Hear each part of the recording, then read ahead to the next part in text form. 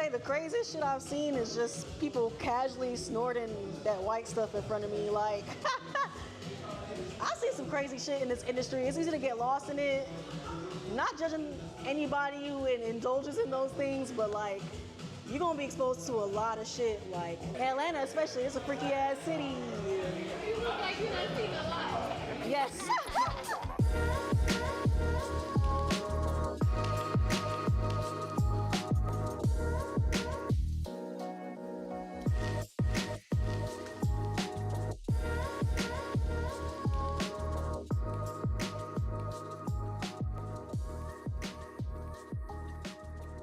When I first started DJing, I was just playing like a lot of like old school hip hop, and that shit is hard as fuck. I remember like my boyfriend was like, "This is the hardest shit to play because the songs start off super weird and like the BPMs change throughout the whole song."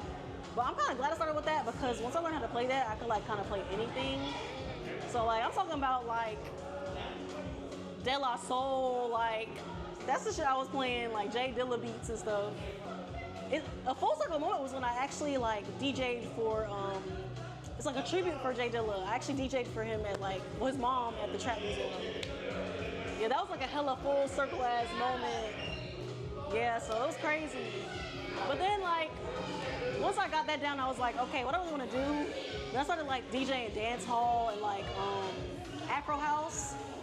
And then as I started like being outside more and I learned how to read a crowd, I just started incorporating like everything that I like and that the people like. And it just comes into like one big ass melting pot essentially.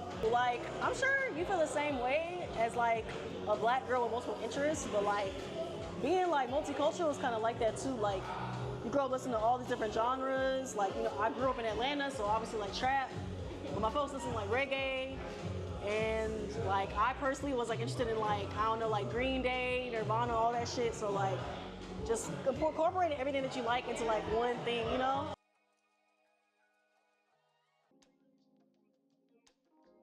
It depends on the environment, right? So like if I'm like at a lounge or some shit and someone requests something, I might do it. But if it's like some shit like this, like someone actually asked me to play their song, I say, girl, no. Like, if I'm somewhere like this or like, I don't even, like, it just really depends on the circumstance and the environment, for real, for real. Like if I'm at like an establishment that like really values customers and the experience of the customer, I'll do it. But if it's like some shit where you can let your creativity like flow wild, then nah, like I'm about to just do me, for real. Like I hate requests though. Don't get it twisted, like I fucking hate them. But like at the end of the day, this is a service. So reviews come back, feedback comes back. If someone books you, yeah, if they ask for something, I'm gonna play this shit. You know what I'm saying? So they're paying me at the end of the day.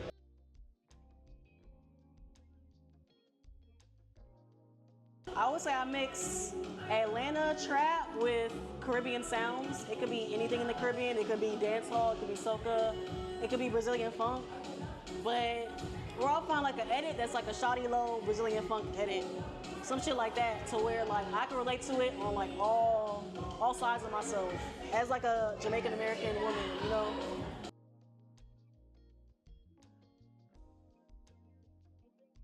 Favorite artist I gotta play.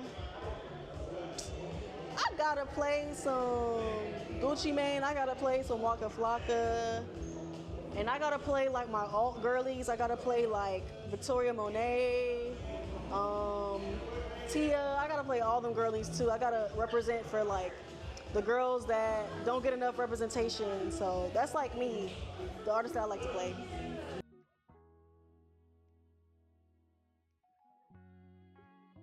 So like obviously like when I first started out, I would look up to certain people, but the more that I progress, the more it's like you gotta just kind of be the innovator. You can't look up to these people too much. Especially like when you meet some of these people and they're not even nice for real and they're competitive, it's kind of just like, you gotta be strong and you gotta just like pave your own community in your own way. But some people that I did look up to that are really cool and amazing, like Kaya Lacey. She's amazing because she's like one of the few like femme DJs in Atlanta that I saw playing like a lot of Caribbean sounds.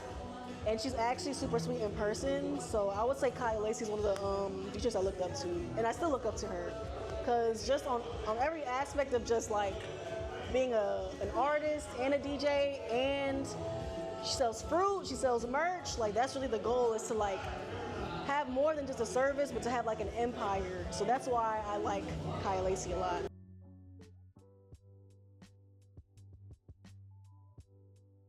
Every DJ, if they say they haven't had a bad set, they're fucking lying to you, bro. Cause like every DJ has a bad set. I feel like more DJs should talk about bad moments. It's easy. Sometimes the equipment is fucked up. It's not your fault. Sometimes you're just not in the headspace, or shit's just not flowing. Sometimes the crowd isn't vibing what you're playing. It doesn't mean it's bad, but they're just not meant for that.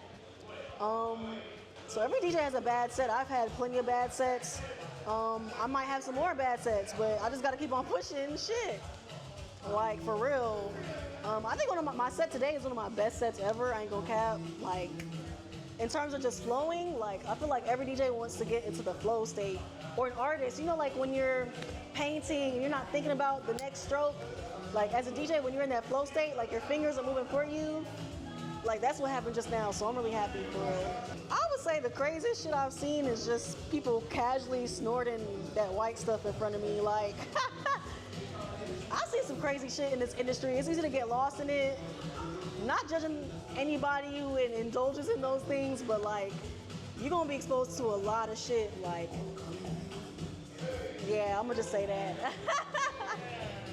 Drugs, like, sex parties, like all this shit. Like, if that's for you, that's for you. I don't judge, but that's not for me. So I just kind of.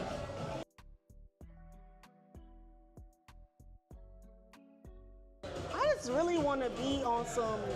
Well, I don't support Boiler Room because of just political reasons, but like something close to that, Boiler Room-esque, where you could just like travel, be on a big ass stage, and niggas is just unsing, and you can play whatever, and they're open to it. That's what I really want to do, is like travel from state to state, soak all that in, learn the knowledge of the U.S., go to a different country, and then just learn all I can about music, and like as I go, collect songs like it's fucking Pokemon and just turn up, you know? Like, that's really the goal for me. I'm just trying to learn as much as I can and then show it to the world, because at first, I didn't really expect people to fuck with my sound, like, outside of Georgia, but a lot of people have been reaching out to me lately, so I'm like, I'm about to go on tour, my nigga! Yeah! I would say create your own space. So, chasing after these people and like kissing ass, like, is that gonna make you feel good even if you do get the opportunity once you kiss that ass? Like, create your own space so you can then have shit that you can leverage with other people. So like, when me and my friends created like Rhythm Nation, niggas looking at us like, oh, okay. So more opportunities came in when people were like, oh, she runs her own shit. She has her own things going for her. It's more respect, and then you don't have to wait for people to book you. You can book yourself. And you can get money like that. Like, it's hard to get bookings nowadays. There's so many DJs. People are really competitive. They gatekeep. So just create your own events. That's like my biggest advice, for real, for real, for real. I feel great. Like, I'm so sad. I didn't even see her initial DM. So shout out to Ceramid. Ceramid was like, yeah, my friend. I got my message in her. I was like, oh my gosh, bitch, I almost missed out. Like, this shit is so lit. So I'm so glad. If it wasn't for Ceramid, I would not be here right now having this great ass conversation. Salute to sis. But I'm really honored, because just for you to even like be like, I want to talk to Popo, like, that makes me feel great. Because there's so many amazing women in Atlanta, like, just running shit, so I'm honored. So thank you for having me. Mami Popo is cultural. Mami Popo is magnetizing. Mami Popo is one of a kind. Mami Popo is always a student. I'm always learning. That's it. Yes, okay.